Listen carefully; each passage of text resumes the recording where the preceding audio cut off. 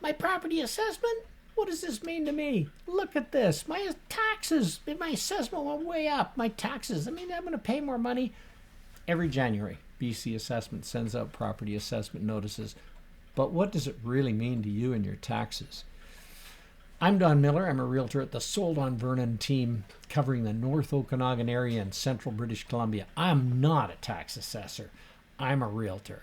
So, BC Assessment determines your property's market value based on recent sales of similar homes in your area. Now, recent's a bit vague because the value reflects what the BC Assessment Office thinks your property would have sold for if it had sold on July 1st of the previous year.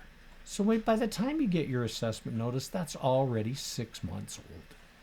So your taxes, though, your taxes depend on two things: your assessed value and the rate set by local governments, the mill rate. Higher assessments don't always mean higher taxes. It's all about how your value changes relative to your community's average. Now, your community's average in BC tax assessment notice is shown on the form in the upper right-hand side, saying the average for your area went up by 5 or 10%, or whatever it is, or down. If your assessment rises more than that average, your taxes may increase. If your assessment rises less than that average, they might decrease. This is to ensure a fair distribution of the tax burden. Remember, assessments are based on July 1st, the year before, values. But the tax rates are set in the spring, and your final tax bill doesn't arrive till late spring and is payable right near the beginning of July. This is a full 12 months after the date the assessment was made. So treat it with a grain of salt. Look at it, review your tax notice. Remember, assessments are based on July 1st values the year before.